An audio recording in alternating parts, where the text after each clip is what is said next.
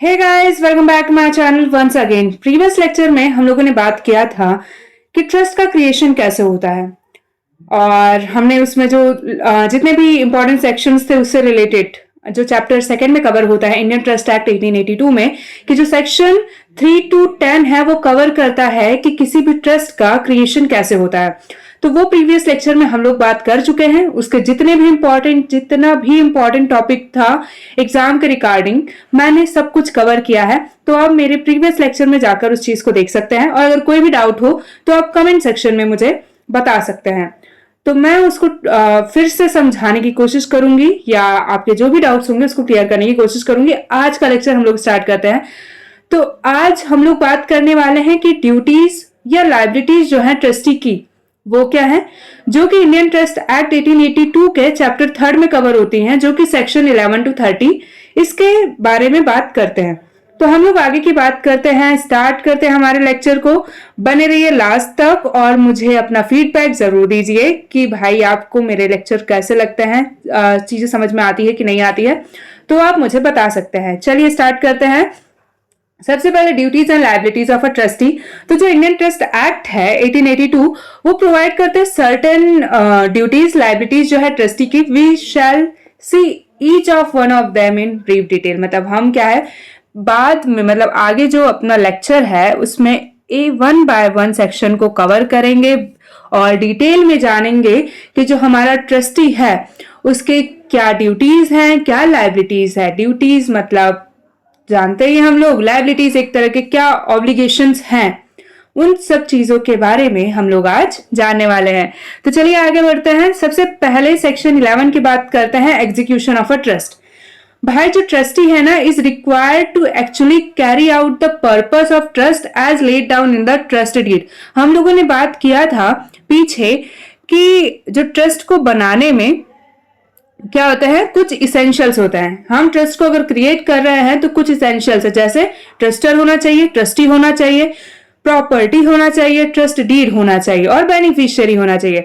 तो trust deed क्या होता है, जिसमें रिटर्न में लिखा होता है कि बेनिफिशियरी क्या है, उसके बाद में ट्रस्टर कौन है, प्रॉपर्टी क्या है। मतलब ट्रस्ट डीड में हर चीज मेंशन रहता है और उसमें ये चीज पता मतलब उस प्रॉपर्टी के रिगार्डिंग मतलब जो भी है उसके रिगार्डिंग हर चीज बता के रखता है कि भाई कि इस ट्रस्ट का ये जो प्रॉपर्टी इसका एग्जीक्यूशन कैसे किया जाएगा। मतलब ये जो ट्रस्ट बनाया गया है उसका एग्जीक्यूशन कैसे होगा, मैनेजमेंट कैसे होगा, हर चीज उस ट्रस्ट डीड में पता होती है। तो क्या है execution of a trust. The trustee है is required to actually carry out the purpose of trust as laid down in the trust deed. मतलब जो ट्रस्टी है जैसा ट्रस्ट डीड में लिखा हुआ है, ठीक है, जैसा लिखा हुआ है वैसे ही उस चीज को एग्जीक्यूट करेगा। जो ट्रस्टी है is also required to follow the directions of the author of the trust at the time of creation of a trust. मतलब जो ट्रस्टी है उसको क्या करना पड़ेगा, जो डायरेक्शन ऑथर ने दिए है ना उसको फॉलो करना पड़ेगा eight the time of creation of trust. मतलब जिस टाइम पे मैंने ट्रस्ट, फॉर एग्जाम्पल मैंने कोई ट्रस्ट क्रिएट किया है तो मैं जैसा डायरेक्शन दूंगी ट्रस्टी को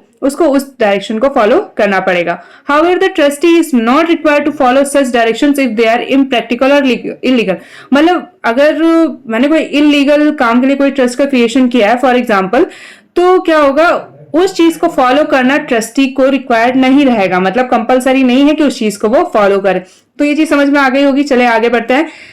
सेक्शन 12 बोलता है कि trustee to inform himself of the state of trust property. तो मतलब क्या है, ट्रस्टी को खुद को इन्फॉर्म करना है कि भाई जो ट्रस्ट प्रॉपर्टी है उसका क्या स्टेट है, उसके बाद में उसकी क्या करंट सिचुएशन है, क्या कंडीशन है, उस चीज के बारे में जो ट्रस्टी है खुद को इन्फॉर्म करेगा। ठीक है, तो जो ट्रस्टी है इज रिक्वायर्ड टू नो, मतलब ट्रस्टी को रिक्वायर्ड होना चाहिए, पता होना चाहिए about the details, whereabouts and current condition of the trust property and also take appropriate measures to secure the trust property. मतलब जो भी ट्रस्ट बनाया गया है उसके रिगार्डिंग जितनी भी इंपॉर्टेंट इंफॉर्मेशन है वो ट्रस्टी को पता होनी चाहिए। अब आगे हम लोग बात करते हैं सेक्शन 13 में।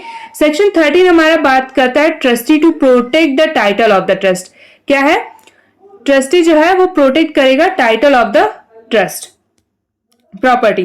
जो trustee is required to defend all the claims against the title of the trust property and to take adequate measures to assert and protect the title of the trust property.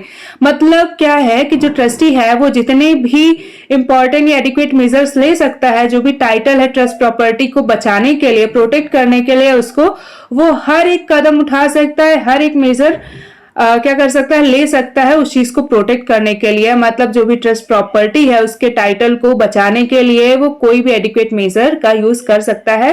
ठीक है, आगे बढ़ते हैं हम लोग section 14। Section 14 बताता है कि जो ट्रस्टी है not to set up title adverse to beneficiary. अब इसका क्या मतलब हुआ, एडवर्स टू द बेनिफिशियरी? देखिए, a trustee is interested with the trust, अरे सॉरी हाँ, as the trustee is interested with the trust property to maintain it for the benefit of the beneficiaries। देखिए, trust का creation किस basis पे होता है, इसी ट्रस्ट पे होता है कि जो ट्रस्टी है वो क्या करेगा, बेनिफिशियरी के हित के लिए उस ट्रस्ट का यूज करेगा। जो भी ट्रस्ट से आएगा उसका यूज किस में करेगा, बेनिफिशियरीज के हित के लिए करेगा। लेकिन वहीं पे अगर क्या करता है, जो ट्रस्टी है वो अपने बेनिफिट के लिए कोई काम करने लग जाता है तो वो क्या होता है, वो सही नहीं होता है। तो ये क्या है, ड्यूटी है, लायबिलिटी है ट्रस्टी की कि वो अपने हित के लिए काम ना करे, ऐसा कोई टाइटल सेटअप ना करे जिससे क्या हो, बेनिफिशियरी को लॉस हो। तो यही बात करते हैं। तो आगे एक एग्जाम्पल के थ्रू हम लोग समझते हैं। देखिए, suppose the trustee is interested with an immovable property and is required to apply the rents and profits of such property for the benefit of beneficiaries। देखिए, सपोज एक ये पर्सन है, ठीक है, मान लो कि ये ए है, उन्होंने क्या किया, एक इमूवेबल प्रॉपर्टी इंटरेस्ट किया with the an immovable property is required to apply the rents and profits of such property for the benefit of beneficiaries। मतलब इन्होंने ये सोचा कि यहाँ से जितना भी बेनिफिट आता है, जितने भी कैपिटल्स आते हैं, प्रॉफिट्स आते हैं, रेंट्स आते हैं, उनसे क्या होगा, ये जो बेनिफिशियरीज हैं उनका क्या किया जाएगा, हित किया जाएगा। मतलब उनके एजुकेशन के लिए यूज किया जाएगा, उनके जो भी बेसिक नीड्स हैं उनके लिए यूज किया जाएगा। जो ट्रस्टी है is also given the rights to sell such property. और जब ट्रस्ट डीड बनाई गई तो उस ट्रस्ट डीड में ये मेंशन किया गया कि जो ट्रस्टी है उसके पास ये राइट है कि वो उस प्रॉपर्टी को बेच भी सकता है। तो आगे क्या होता है, it is expected to the trustee, मतलब ये चीज एक्सपेक्ट किया जाएगा ट्रस्टी से कि जो ट्रस्टी है वो उस प्रॉपर्टी को क्या करेगा, not sell such property to himself or any one of his relatives or friends or a person of like nature as an action on the trustees part would be adverse to the beneficiary trust factor also which the foundation of the trust is build. तो यहाँ पे क्या होगा, ये माना जाएगा कि जो ट्रस्टी है वो ना तो उस प्रॉपर्टी को खुद को बेचेंगे, ठीक है, ना किसी अपने रिलेटिव को, ना अपने फ्रेंड को, जिससे कि वो क्या माना जाए कि मतलब ये जो प्रॉपर्टी उन्होंने बेची है, जो प्रॉपर्टी का यूज बेनिफिशियरी के हित में करना था उन्होंने अपने बेनिफिट के लिए किया है। तो उससे क्या होगा, ट्रस्ट का क्रिएशन किस बेसिस पे होता है कि भाई एक पर्सन जो है वो दूसरे पर्सन पे इसी चीज पे विश्वास करके उस ट्रस्ट का क्रिएशन करता है कि जो दूसरा पर्सन है वो थर्ड पर्सन के बेनिफिट के लिए उस प्रॉपर्टी का यूज करेगा। मेन कॉन्सेप्ट यही होता है। लेकिन यहीं पे अगर जो ट्रस्टी है वो अपने बेनिफिट के लिए उस ट्रस्ट प्रॉपर्टी का यूज कर लेता है तो ये चीज क्या हो जाएगा, एडवर्स इफेक्ट हो जाता है, मतलब उस चीज का गलत उपयोग हो जाता है। तो क्या निकलता है कंक्लूजन कि जो ट्रस्टी है उसको खुद के हित के लिए उस ट्रस्ट प्रॉपर्टी का यूज नहीं करना है। मतलब क्या है इसका, not to set up title adverse to the beneficiary. समझ में आ गया होगा मुझे लगता है। आगे बढ़ते हैं हम लोग। सेक्शन 15 आता है। सेक्शन 15 क्या बात करता है, care required from the trustee. देखिए, जैसे अगर हमारी जो प्रॉपर्टी होती है यहाँ पे ये माना जाता है कि जो ट्रस्टी है ना वो वैसे ही केयर करेगा उस ट्रस्ट प्रॉपर्टी की जैसे कि वो प्रॉपर्टी उसकी खुद की हो। मतलब एक ऐसा पर्सन, जैसे ये बोलते हैं ना कि प्रूडेंस ऑफ द ट्रस्ट, मतलब प्रूडेंस मैन के जैसे उसको उस प्रॉपर्टी को ट्रीट करना है। The trustee is required to provide adequate safeguard and required to apply such prudence to the trust property as an ordinary man would apply to his own property. जैसे उस trust property को ऐसे use करना है जैसे कि वो property मेरी खुद की है। However, the Act provides that the trustee would not be responsible for any loss caused to the trust property or benefits arising thereof he had applied such। अगर यहाँ माना जाता है कि अगर जो पर्सन है, जो ट्रस्टी है, वो उस प्रॉपर्टी को ऐसा ही यूज कर रहा है जैसे कि वो उसकी खुद की प्रॉपर्टी है, वो करते हुए भी अगर उस प्रॉपर्टी में कुछ लॉस होता है तो उसके लिए जो ट्रस्टी है वो जिम्मेदार नहीं माना जाएगा। आगे बढ़ते हैं हम लोग सेक्शन 16 की बात करते हैं। तो सेक्शन 16 बात करता है conversion of perishable property. Perishable property क्या होते हैं? ऐसी प्रॉपर्टी जो कि कुछ टाइम के बाद में क्या हो जाती है, खराब हो जाती है। फॉर एग्जाम्पल, एक एग्जाम्पल से समझ लेते हैं, नॉर्मल से एग्जाम्पल जो कि प्रैक्टिकल नहीं है लेकिन फिर भी हम लोग बात कर सकते हैं समझने के लिए। देखिए, बहुत सारे फ्रूट्स हैं, है ना। अब क्या किया, एक ए पर्सन है, ए पर्सन ने क्या किया, ये बहुत सारे फ्रूट्स थे, फॉर एग्जाम्पल मैंगो थे, है ना। तो उसका बी को क्या कर दिया, ट्रस्टी बना दिया। ठीक है, ये फ्रूट्स थे और बी को बना दिया ट्रस्टी कि भाई तुम इसकी देखभाल करो, और बोला कि इससे जो भी देखभाल करने से या जो भी पैसे मतलब आएंगे इस चीज से, तो क्या करना, वो ई और एफ के मतलब काम में ले लेना, उनके बेनिफिट के लिए काम में ले लेना। अब क्योंकि ये क्या है, मैंगो थे, ये क्या है, पेरिशेबल प्रॉपर्टी है, क्या हो जाएगी, तुरंत खराब हो जाएंगे। तो बी को क्या करना है, बी को उस मैंगो को जाके तुरंत बेच के उससे जो मनी आएगा उससे उसको या तो कन्वर्ट कर देना है किसी ऐसी प्रॉपर्टी में जो कि पेरिशेबल ना हो, ठीक है, इन्वेस्ट कर देना है, सेल करना है या कन्वर्ट करना है ऐसी प्रॉपर्टी में जो कि कैश प्रोसीड्स और apply such proceeds for the benefit of beneficiaries. मतलब या तो उसको कैश में कन्वर्ट कर लेना है या ऐसी जगह करना है कि उससे क्या हो, बेनिफिट हो बेनिफिशियरीज को। तो ये इसका एग्जाम्पल था। ठीक है, आगे बढ़ते हैं हम लोग। Trustee to be impartial. अब ट्रस्टी टू बी इम्पार्शियल का मतलब क्या होगा कि जैसे बेनिफिशियरी यहाँ पे क्या है, मान लिया जाए कि बेनिफिशियरी एक से ज्यादा है, तो ट्रस्टी के लिए क्या होगा, एक समान होंगे। जैसे पेरेंट्स के लिए बच्चे एक समान होते हैं चाहे कितने भी बच्चे हों, वैसे ही ट्रस्टी के लिए उसके जितने भी बेनिफिशियरीज होंगे वो सब समान होंगे।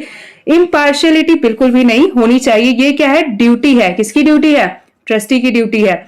When the trustee is created for the benefit of the several beneficiaries, तो यहाँ पे ये माना जाएगा कि जो ट्रस्टी है वो इम्पार्शियल होगा बेनिफिशियरीज को लेके। चलिए आगे बढ़ते हैं हम लोग।